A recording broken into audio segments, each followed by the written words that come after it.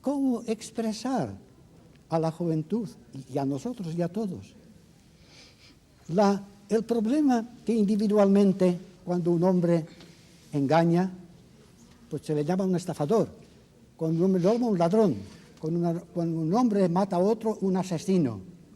Pero cuando colectivamente se reúnen los hombres, a la difamación le llamamos propaganda.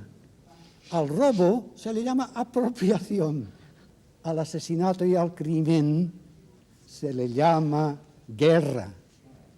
No necesitamos una revisión de la historia, que vayamos al humanismo como humanismo profundo, absoluto, que encierra el Oriente y el Occidente.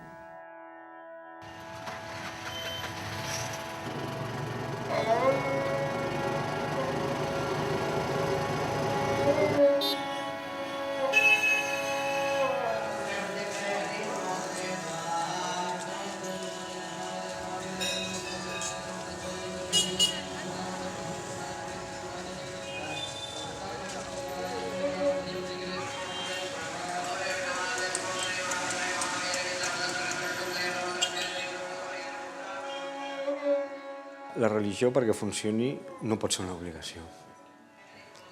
Ha de ser una cosa que tu sents.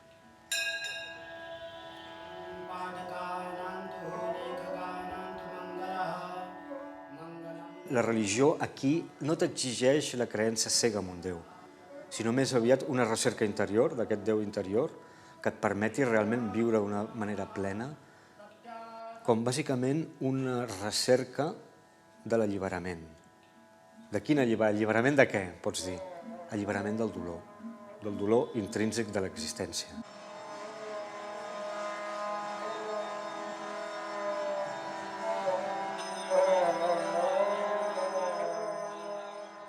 Aquesta seria una de les causes per les quals Occident s'ha tan atret per les religions orientals, per aquest element de recerca interior que hi ha. Tots sabem, el Buda ho va dir, en Joan Mascaró no es cansava de repetir-ho, no? Sigues la teva pròpia llum.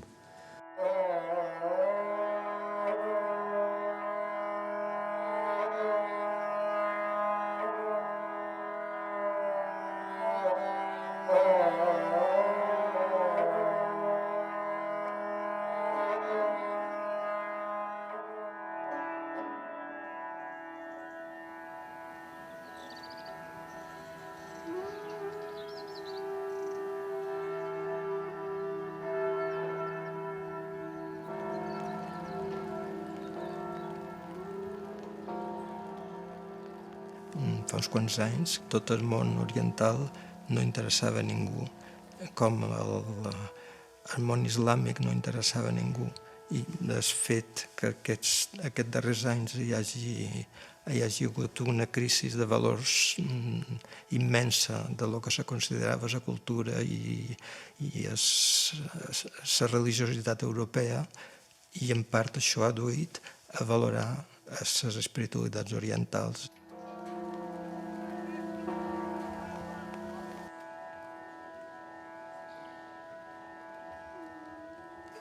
Aquest món intercultural, interreligiós, etc., ha canviat totalment. I en Joan Mascaró, en certa manera, era un poc precursor d'això, perquè ell va anar a Ceilan, se va posar en contacte amb el pacifisme d'en Gandhi, va llegir i va traduir més endavant els llibres sagrats, que era un personatge molt avançat pel seu temps, diguem.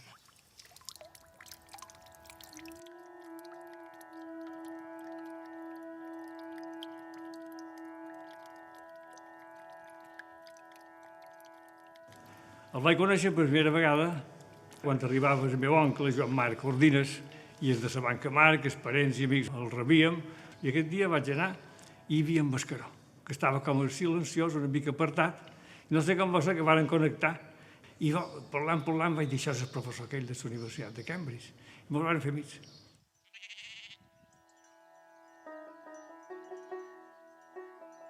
Per ara que dic que en Mascaró va néixer l'any 1897.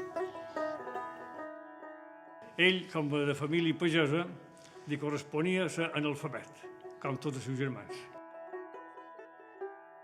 I quan la seva família se'n va anar cap al Ger, ell li hagués tocat en Sant Capolger i adéu, Joan Mascaró, ja no hagués estat qui era, varen concedir que ell s'ha quedat amb el seu oncle, que era el propietari de la finca on treballàvem, de Can de Gollat.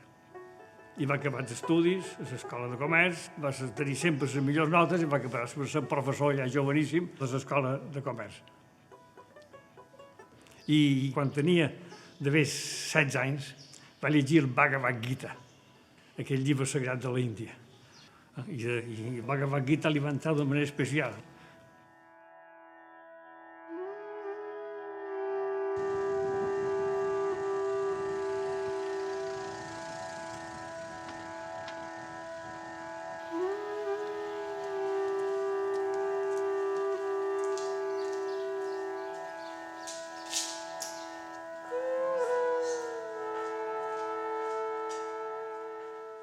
Yo leí la traducción del Gita cuando estaba en la universidad, en Lisboa, y me interesó el tema de la espiritualidad hindú, ¿no? Y la India. Y la primera traducción que conseguí fue la traducción de Mascaró. Y claro, ahí empecé la idea de hacer un doctorado sobre Mascaró. Su interés sobre el Gita, sobre el budismo, el hinduismo, surgió aquí en Mallorca. En sus cartas él dice que leyó el Gita primero que leyó la Biblia.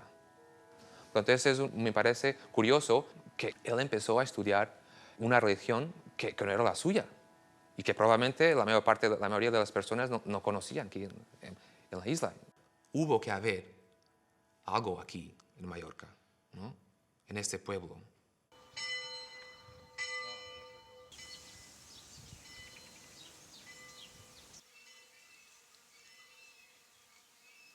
Santa Margalida hi ha pau, hi ha silenci, hi ha temps per pensar, hi ha temps per descobrir el propi jo. Una persona intel·ligent i introspectiva com ell va copsar la bellesa dels paisatges, es va fer preguntes sobre la bellesa, es va fer preguntes sobre l'infinit.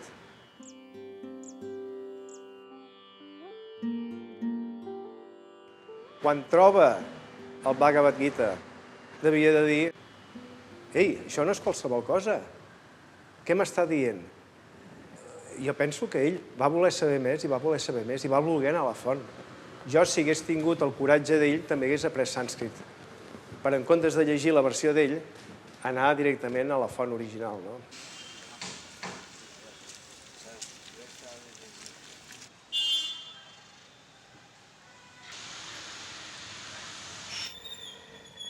Jo entenc perfectament el que li va passar al Mascaró quan un dia troba una traducció anglesa de la Bhagavad Gita, la llegeix, es fascina per aquell text i de sobte diu: jo vull saber d'on ve i aprendre la llengua d'aquest text. A mi em va passar exactament el mateix, molts anys després, i quan vaig descobrir una traducció anglesa de la Bhagavad Gita aquí a l'Índia, i vaig dir: tinc que aprendre la llengua en la qual està escrit aquest llibre. Un llibre que des d'aquell moment sempre porto aquí al meu cor, és aquest llibre, la Bhagavad Gita.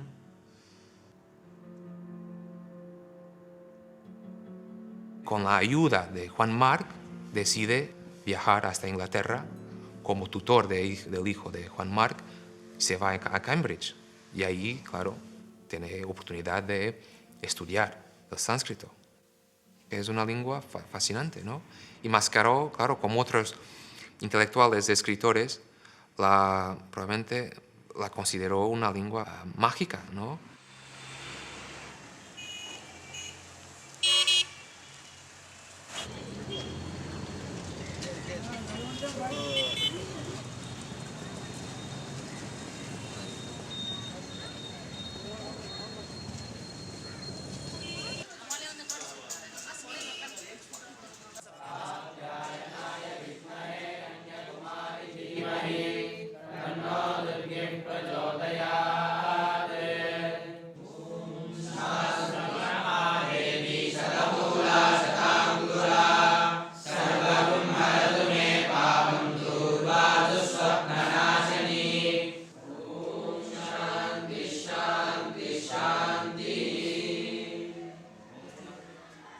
El sànscrit és sens dubte, la llengua clàssica més antiga de la Índia, no? És una llengua indoeuropea. Jo el que voldria dir, i deixar molt clar, és que el sànscrit és un idioma, evidentment, que avui en dia té una utilització litúrgica molt important, però que és un idioma també que s'utilitza per altres coses que no són estrictament religioses. Això és el que voldria dir, no? गणनात्मकः कालः कथयति प्राणादि कथितो मूर्तः És un idioma de cultura, filosòfic, que s'ha utilitzat per tot tipus de disciplines. Tenim matemàtiques, gramàtica, tractats de l'arquitectura, de la doma de l'elefant, tractats d'erotisme. És curiós, no? Pensem en el sànscrit com algo molt secret i no ens adonem compte que el llibre més piratejat a l'internet el 2009 és un llibre originalment en sànscrit, que és el Kama Sutra. Pot semblar frívol, però és així. Pensem en el ioga. El ioga avui en dia no es practica perquè sigui indi, perquè sigui religiós, sinó perquè realment s'ha vist que té un benefici objectiu. I el ioga pertany a la tradició sànscrita, no?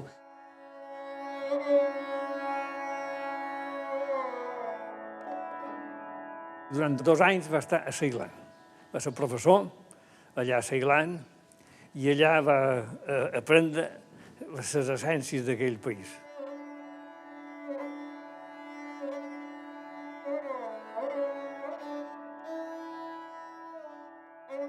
I quan va veure que la música del sànscrit li era tan familiar com la música dels camps de Mallorca, de la cançó de cera i del batre i això, ara estic capacitat per fer la traducció d'aquests llibres.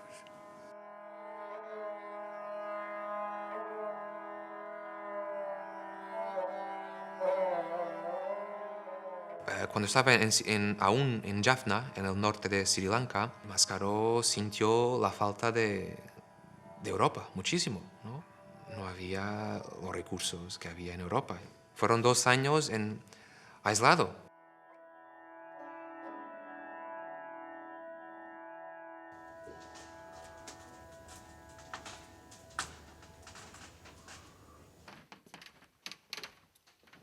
Mon pare, que és en Francesc de Borja Moll, estava mirat de l'espiritualitat d'en Joan Mascaró. I en Joan Mascaró admirava de mon pare la seva capacitat de feina, la seva entrega a una obra com aquesta del diccionari, que li va durar tota la vida a mon pare.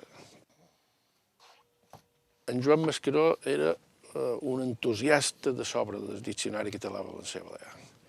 Ell deia que era l'obra magna de la cultura catalana, que representava l'esperit del poble, i tenia un enorme interès perquè se publicés.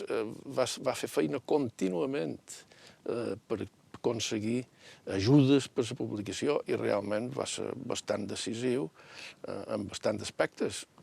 Concretament en un, que va posar en contacte amb mon pare amb en Rafael Griera Plans, que era un home de negocis i que coneixia molta de gent.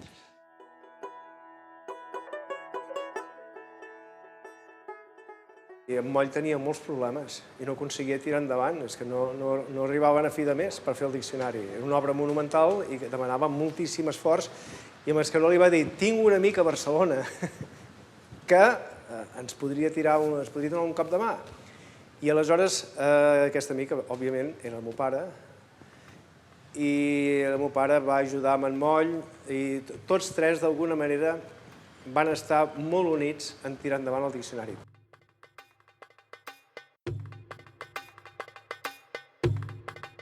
Després encara entra el meu pare, encara segueix en joc el meu pare, perquè el primer llibre que va escriure en Joan Mascaró va ser Lamps of Fire. Com fos, el meu pare va aconseguir finançar el Lamps of Fire i en Mascaró li va dedicar. És un llibre preciós, perquè hi ha hagut molts reculls en el món, moltes antologies, però no n'hi ha cap que sigui, com ho diria jo, or pur. Els hi va mostrar a tots que els valors de totes les religions són els mateixos. I va dir, Lamps of Fire, aquí el teniu, que tant se val que a un li diguis Déu, o li diguis Alà, o li diguis Jesús, o li diguis Krishna, o Brahma. quina importància té.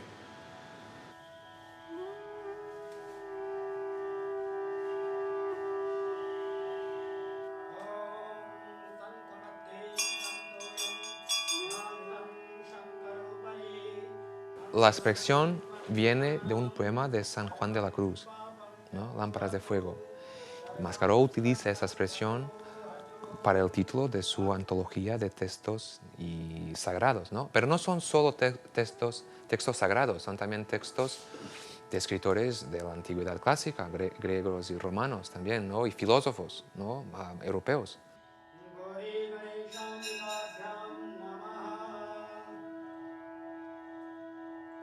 Él consideraba todas las religiones como provenientes de una misma fuente metafísica, pero todas eran distintas de su forma de ser.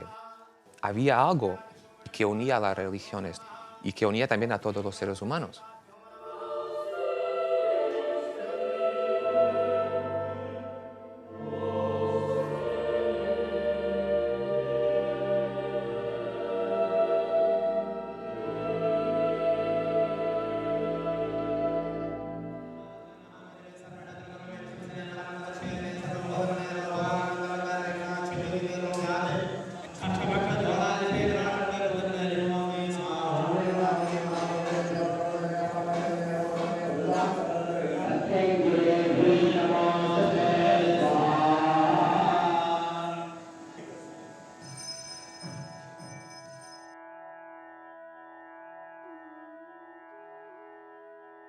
Mascaró era un home molt amable. Semblava una mica tímid, però tenia una gran profunditat de coneixements. Ell insistia molt que la fe vagi acompanyada per la raó, que la raó ens l'ha donat Déu també, per discutir les coses.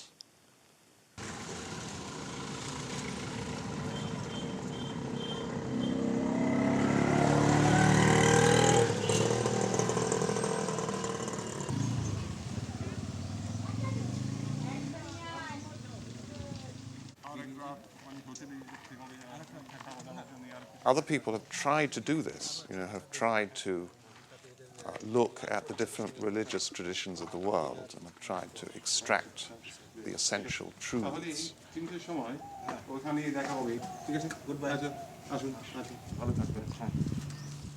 So people have tried, but in my view, the only person who has really succeeded is perhaps John Mascaró.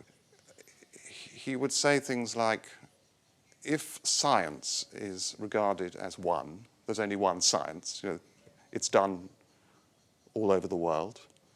So he would say, if science is one, why not religion? Why can't religion be one?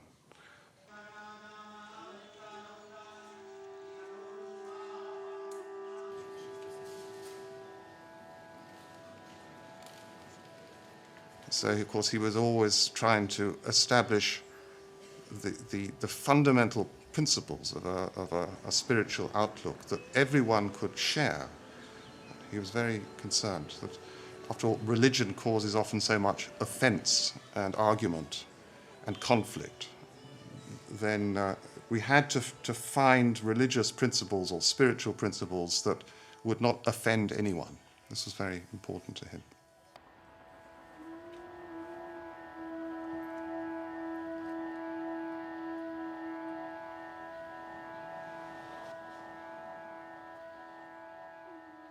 El sentit de Déu és igual a totes les religions. És a dir, hi ha d'haver algú que ho dirigeixi tot.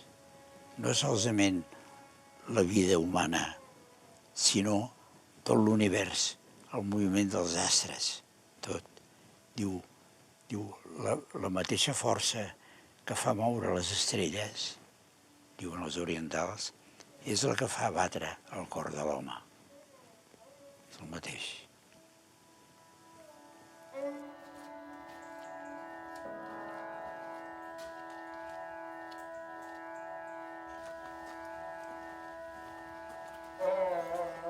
Les primeres traduccions del Bhagavad Gita que va publicar varen ser trossos traduïts en català de l'època.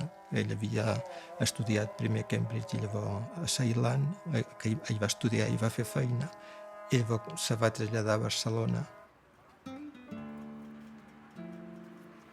La universitat llavors es va convertir en una cosa oberta.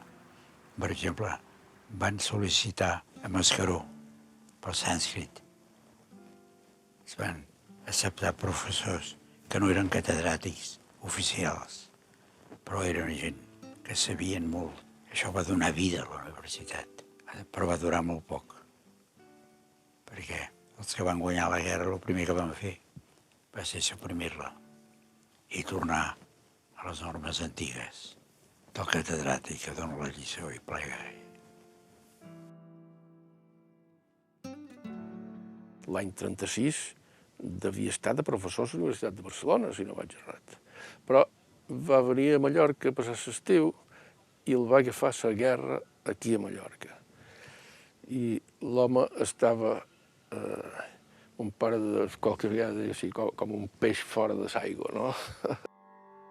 En juego los destinos de España no puede haber más que una fiebre de heroísmo y pasión de servicio.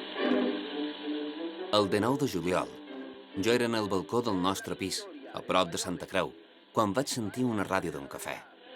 España nos entrega y un pueblo que nos entrega no puede ser vencido. Per a veure què passava a Palma, vaig anar al casal de l'Ajuntament a la plaça de Cort per a veure el doctor Darder. ¡Viva la República! A la plaça, abans d'arribar a la porta, dos homes vestits de paisà, entre alguns altres tots armats amb fusells, m'apunten a la cara y em preguntan en castellà. ¿A dónde va usted? Venía a visitar al señor alcalde, vaig respondre. ¿Qué alcalde? El señor Darder. Ells me contesten literalment. Aquí no hay tal alcalde. Nosotros somos del Fastio y váyase usted a la mierda.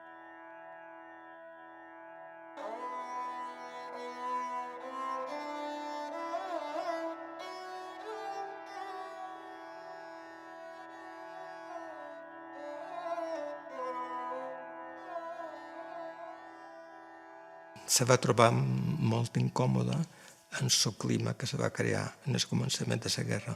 I llavors el que explica que convenia que se n'anés perquè deia el que pensava.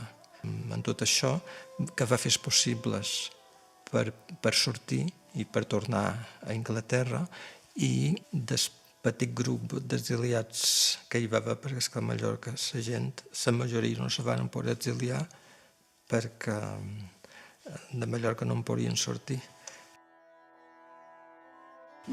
Mon pare va veure això, que era necessari treure'l de Mallorca i varen autoritzar la sortida d'en Joan Mascaró i de son pare amb un barco. Però és que va anar primer a França i d'allà a Alger, que son pare vivia a Alger. Evidentment, el que varen fer és que varen quedar aquí, no estaven d'acord, és que allà, com a morts. I aguantar, no?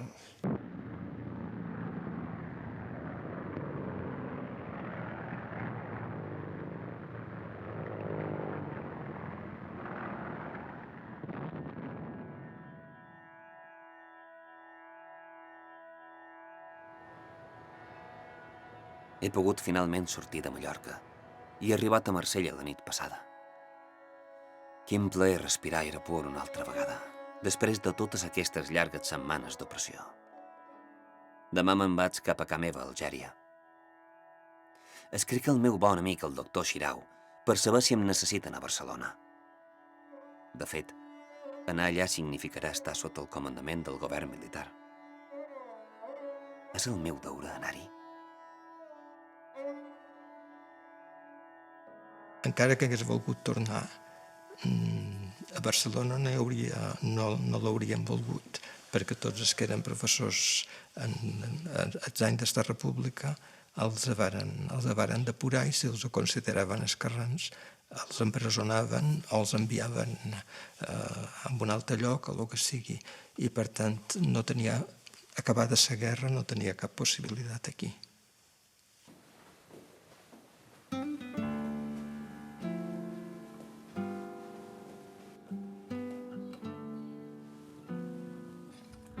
En Joan Mascaró considerava que en Joan Marc Ordines, el seu paisà de Santa Margalida, encara que era de més edat que ell, era la persona més intel·ligent que havia conegut. Deia que tenia la capacitat de concentració propi dels grans joguis. El que ells aconseguien a base de molts anys de meditació i d'exercici, ell ho tenia ja per naturalesa de naixement. A la seva casa de Comberton tenia dues fotografies grosses, una del Mahatma Gandhi i l'altra de Joan Marc Ordines. Són les dues persones més intel·ligents que he conegut i tenen les mateixes fisomies. Veus, abans Ordines, Gandhi, són ben igual, quasi tenen la mateixa cara.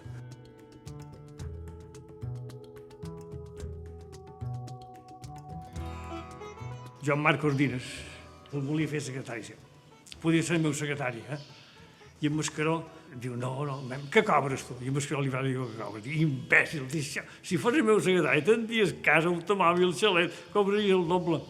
Això el va posar en crisi perquè podia tenir una vida estupenda, que no li faltava res, o bé hauria de seguir el seu camí de fam i misèria fins que pogués trobar una ocasió en què les coses li anessin bé. I va triar aquest altre camí. Però diu que més tard, en Joan Marc Ordines el va enviar a cercar a Suïssa per fer-li unes consultes. I diu, mira, que t'he de pagar. I va dir, Mascaró, res, jo el que voldria, perquè en Mascaró, després de dinar, un puret li agradava, que em regalàs una caixó de puros d'aquests tan bons que vostè té. Diu, molt bé. Hi havia el director de la Banca Marques, que duia les empreses de Mallorca, en Tramulles. Diu, Tramulles, fes el meu quarto, n'escomodí i du-me una caixa de puros. I en Mascaró va dir, si jo hagués estat el seu secretari, faria el mateix, li faria de criar, li faria sabates netes, diu, bé fet de no voler estar de no acceptar ser secretari seu. Era un home humil, senzill, però lliure.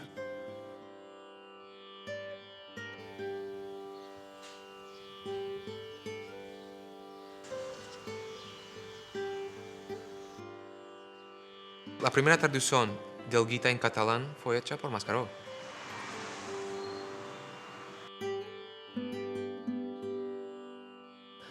Pero con la guerra civil se fue a Inglaterra y claro, allí su lengua era el inglés. El exilio empezó en 1936. Y dice, duró un periodo de 10 años. Durante la Segunda Guerra Mundial no podía abandonar Inglaterra, no era permitido, era un ciudadano extranjero. Y claro, forma su vida allí. Cutting the arteries which keep the heart of Germany alive. London has been hurt during the night. La guerra de la nostra terra em va llevar per sempre la seguretat d'una plaça universitària i una vida normal a casa nostra. La guerra d'Algèria ha destruït tot allò que els meus bons pares i germans havien fet durant 50 anys. Tot confiscat, pres i robat. I la mort del meu bon germà. El món d'ara és un món horrorós. Sempre hi ha hagut injustícies terribles, lluites inútils, fosca dins el cor.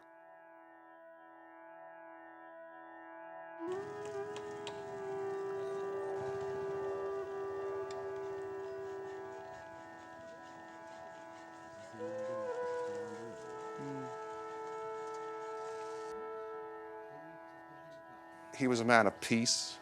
He detested war. But at the same time, I remember him saying, well, once things had got that far and this monstrous fascist system had established itself, then it had to be stopped. He accepted that the Second World War had to be fought. There was no alternative. Although he himself would not have been able to fight. You know, he would not himself have been able to pick up a gun and shoot anyone. Joan Mascaró es catalán-español, luego se traslada a Inglaterra, domina el inglés, sabe la cultura inglesa, occidental, pero su interés está en la India. Ocurre lo mismo con Gandhi. Sudáfrica, India y, claro, luego su lucha con con los ingleses. Esa preparación permite ser representantes de una cultura múltiple. Las dos personalidades están tratando de ver como alternativa. Gandhi es su movilización política, es otra personalidad, ¿no? Joan Máscaro no participa políticamente con esa dimensión tan grande, ¿no? Pero intelectualmente están apoyando la misma cosa, la no violencia.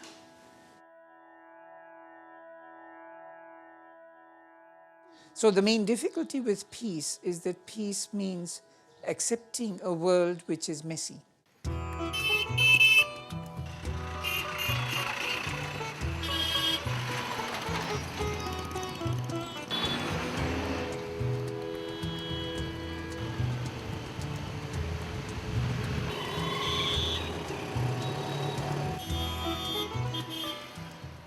The question is how you can manage a street like a street in Calcutta, where people have completely different ideas of traffic rules, and they're all on the same street.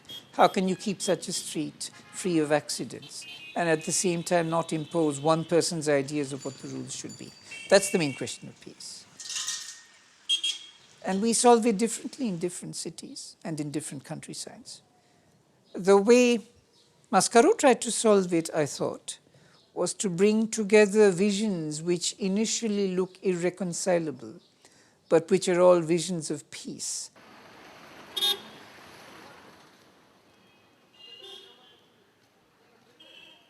Lo que Mascaro tentaba decir era que esta transformación del mundo solo se puede alcanzar a través de la transformación del individuo, ¿no? Que el individuo es la clave. Is this, are you claiming this is something quite different? No, it's the ancient golden time. That you are... Must you not improve yourself first? Take the problem of war. We all want peace. I mean, except idiotic people or evil people. But first, if we work for peace, we cannot truly work for peace unless we have peace in ourselves, unless we have love in ourselves. Well, that's Then you can work for peace and you can be crucified if necessary it is. But you cannot suffer and work. Finally, and this is the solution of the modern world. But we've not got no need to be here. He was appalled by the Cold War and the growth of nuclear armaments after the Second World War. It was insane, as we all know. It was totally insane. And he wrote a letter once to the Times newspaper. He was very proud of this letter. He showed it to me several times, in which he expressed his horror at the arms build-up. And this made him sympathetic to young people who also felt appalled by it and who campaigned against nuclear weapons. He was sympathetic to peace movements and campaigns of that sort. He was sympathetic to the Beatles in their campaigns for peace. And they were drawn to him, I think, because they saw him as a man of peace. Pero el gran momento es su traducción del Bhagavad Gita, que empieza a trabajar en la traducción en los finales de los años 40, ¿no? Él empezó a traducir porque le gustaba mucho el texto, ¿no? Pero él no sabía lo que ocurriría más tarde.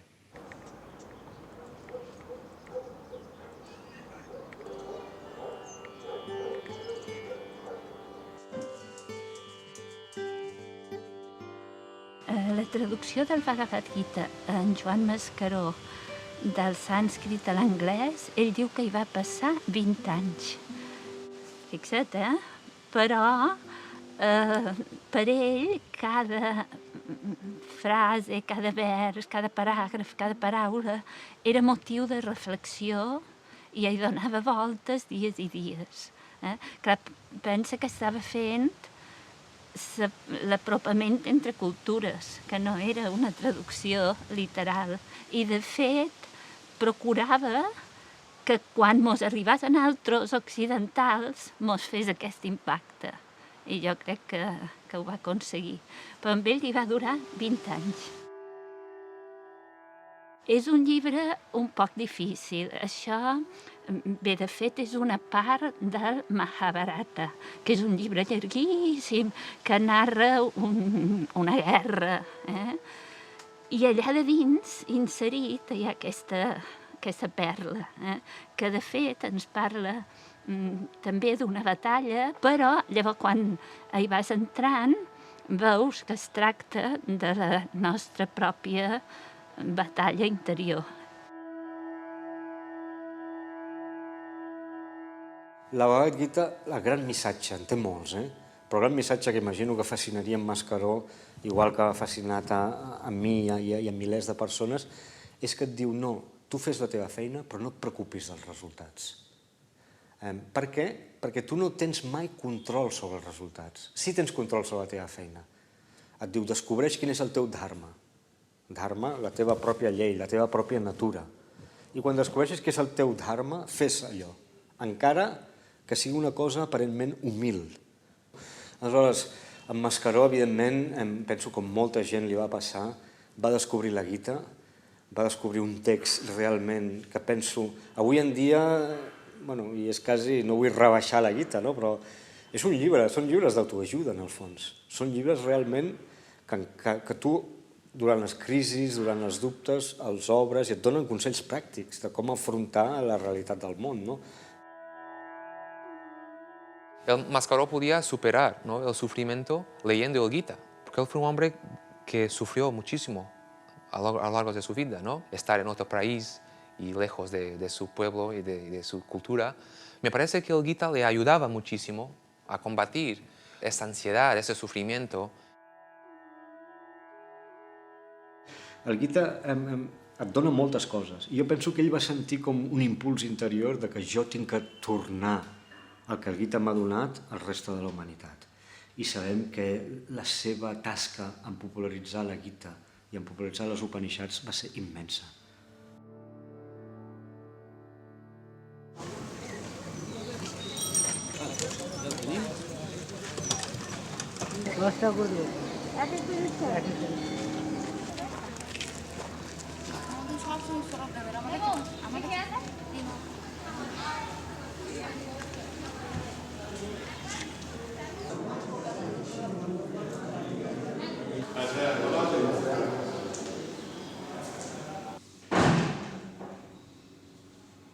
I must have first come here in the 1970s when I started to learn Bengali.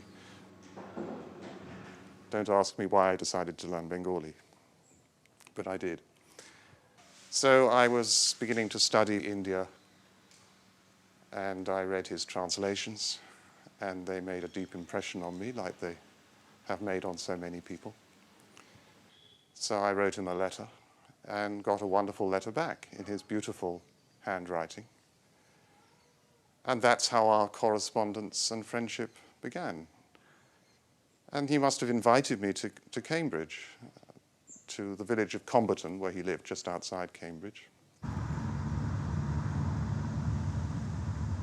And so I went there, and that was the first of many, many visits.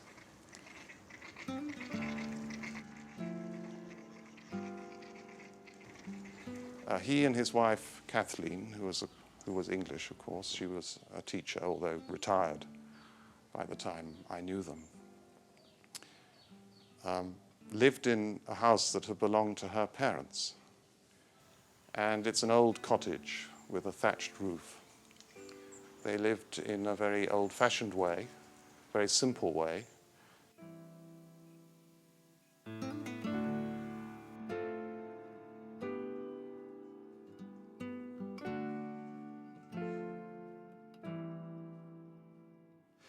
It was quite difficult to have a conversation with him. He just talked. But he talked in a fascinating way, a unique way. He was very interested that I was learning Bengali. He said this is the language of Tagore. He was a great admirer of Tagore. But there is this wonderful letter that Tagore wrote to him about his translation of the Upanishads. It came out first in a book called Himalayas of the Soul, and then Tagore had received the book and had been impressed and wrote a wonderful letter in which he said that this translation had got very close to the true meaning of these texts, and that his selection was a very wise and sensible one, that he had extracted from the texts what really mattered.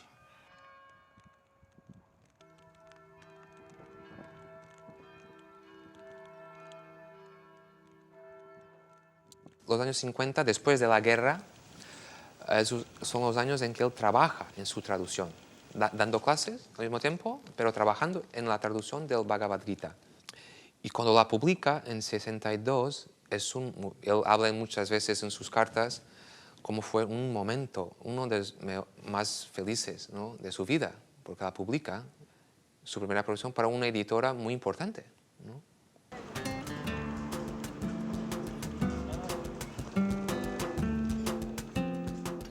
Demà, 5 de gener de 1961, vaig a Londres a entregar el meu Bhagavad Gita als meus editors. He acabat la feina començada a Mallorca quan tenia uns 15 anys.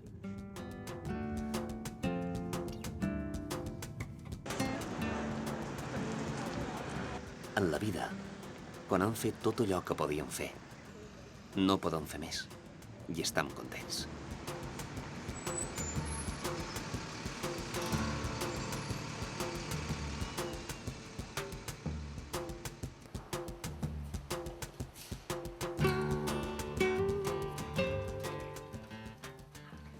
So all the people, almost everyone that Evie Roux commissioned to translate for Penguin Classics in the 1940s and 50s and 60s were not academics. They were writers and amateur classicists or amateur translators. So Robert Graves is the most prominent among them, and Juan Mascaro fits very much into that tradition. But by and large, the actual original texts have remained, translations have remained valuable just because they're so readable. And Juan Mascaro's are exactly the same way. I mean, the fact that most of them have been in print for 40, nearly 50 years is down to that readability. I wouldn't be surprised if they stayed in print for many years to come.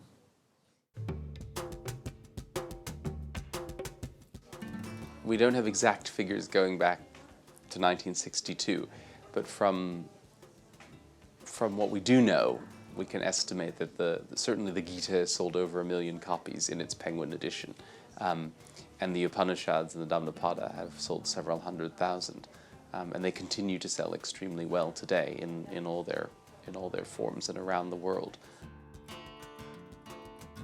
And now you can access the same text from 1962 with the same way that Juan Mascaro first wrote it on in a 21st century way, as I'm doing right now on the iPad. It's exactly the same as the 1962 edition, page for page, but it's just in an electronic form.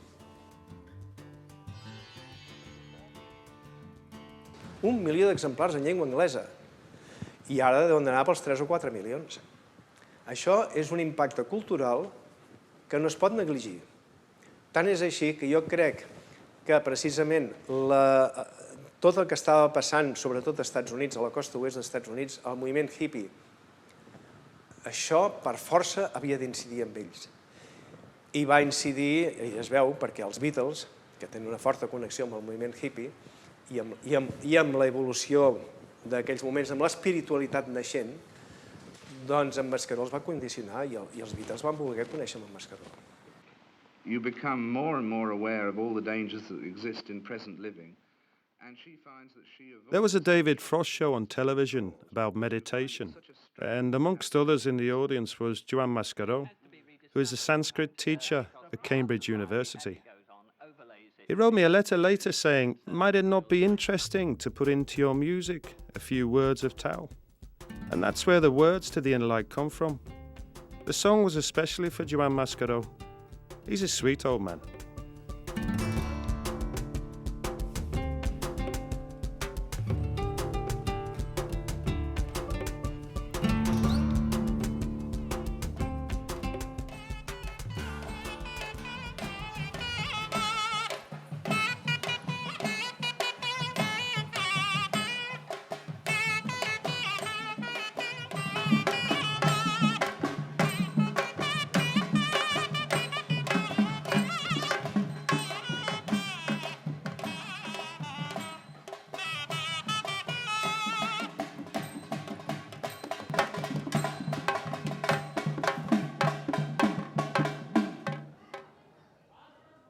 Pensem que els hindús creuen en 4 objectius de la vida humana. Un és el plaer, que és el kama. L'altre és l'economia i la utilitat social en general, és el segon objectiu, la riquesa, els diners. El tercer és l'ètica o la moral, i el quart és l'alliberament. Ells pensen que perquè la vida humana sigui plena s'ha d'adreçar a aquests 4 objectius. Si només vas pel plaer, doncs sí, tindràs plaer, però et mancarà alguna més. Si només vas pels diners, seràs un avar i un mesquí, però et mancarà igual l'amor. I si ets només un ser exclusivament moral, també et faltarà el plaer, també et faltarà el diner, tampoc és això, no?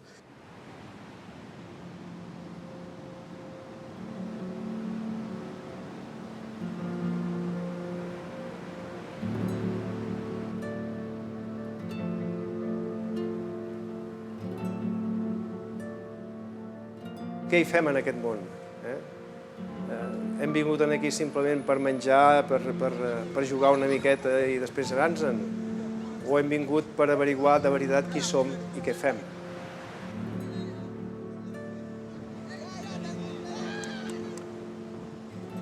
I la felicitat on la trobem?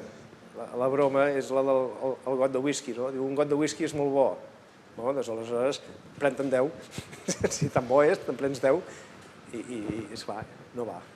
The thing is, what is the difference between a bliss experience through meditation and, assuming it's possible, a bliss experience through drinking, as I sound as though I'm doing at the moment, a bottle of whiskey? Because the bottle of whiskey one is relative. It could be relative bliss depending on how intoxicated you got.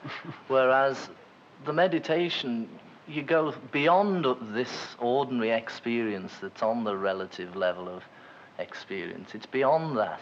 How would you Well, as put true opposed to happiness? happiness from a bottle of whiskey and happiness from going in there. Isn't No, that same again? a difference of words? A bottle of whiskey, I would say, gives us pleasure, gives us something transient. If I drink it, somebody else cannot drink it. But an experience of joy, even the experience of a poem or of a music, of contemplation of nature, we all can have it. And therefore, that higher experience, we call it joy, is the joy, and that joy grows higher and higher until we can find a joy in the very center of our souls, the joy of being and the joy of love. If for a moment we all have this feeling of love now, here, universal love, the millions or thousands of people who hear us would feel it. Yes, but what They is would a feel it feeling? now. What is They a will feeling? feel it. Right. And they will be one This with is us, it, and you see, we it's one all- with them.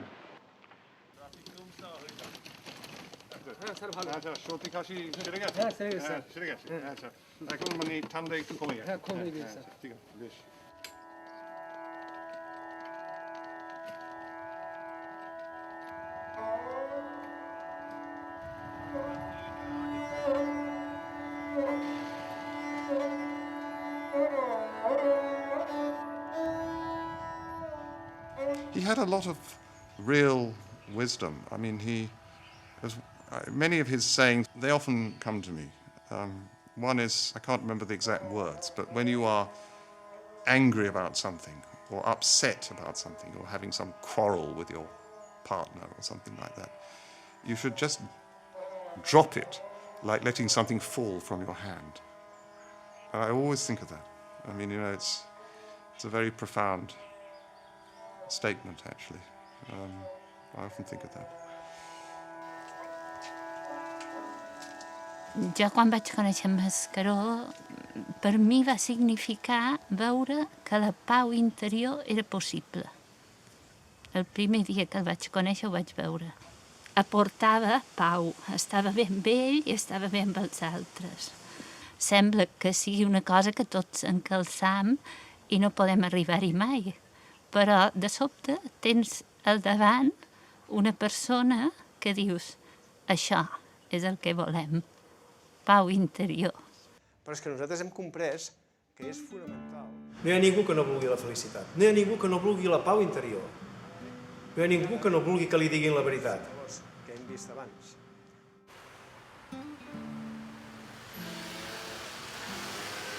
Com a consultor d'empreses, jo he vist moltes empreses i m'he anat adonant que els valors dels que parlava en Mascaró és el que de veritat es necessita perquè una empresa vagi bé. Pau, harmonia, aquests són els grans valors espirituals. Aleshores, què estic fent actualment? Doncs estic aplicant els valors a la direcció d'empreses.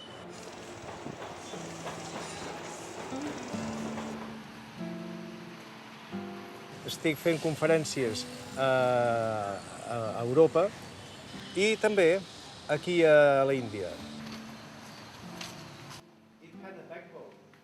A mi en Joan Mascaró em va ficar el neguit de l'espiritualitat. I no només de viure-la jo mateix, sinó de transmetre-la en tot el que jo pogués.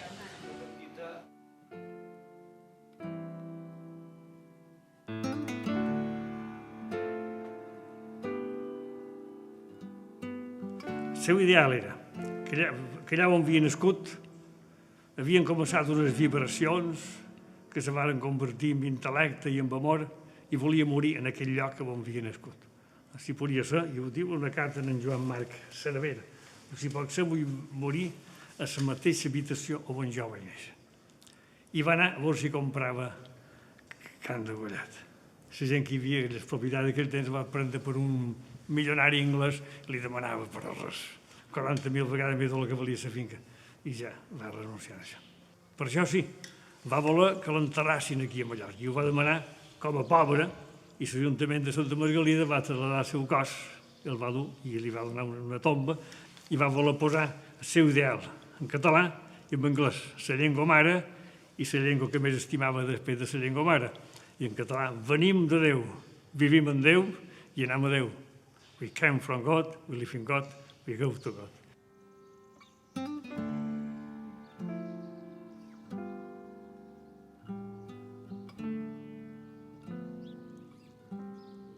Com és que per molt bé que ens vagi a la vida, tots acabem malament, malalts, vells i morts, no podem escapar ni de la malaltia ni de la bellesa.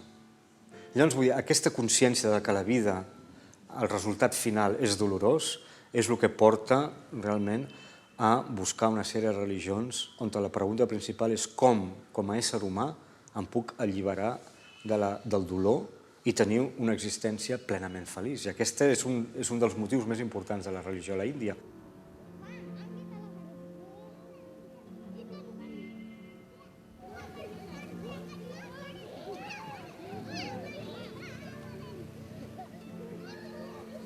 Segons els orientals, tot està ordenat, tot està prejutjat. És a dir, el cercle de la vida és independent de la nostra voluntat. Un va néixer, va passar la infància, la joventut, la sexualitat, la maduresa, la bellesa i la mort. Jo sóc vell, no tinc futur. Sé que no tinc futur. El cos va desapareixent. Cada vegada m'hi veig menys, sento menys. Això s'ha d'acabar. Però hi ha alguna més que això. Estic segur que hi ha alguna més. Hi ha alguna més.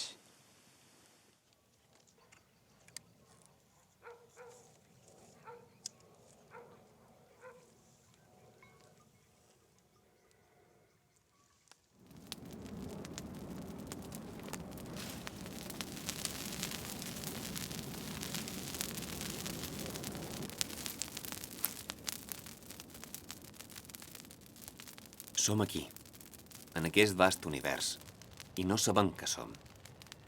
I no sabem què és l'univers. En el camí de l'home cap a l'infinit, hi ha moments en què l'esperit s'omple amb la joia d'una visió interior.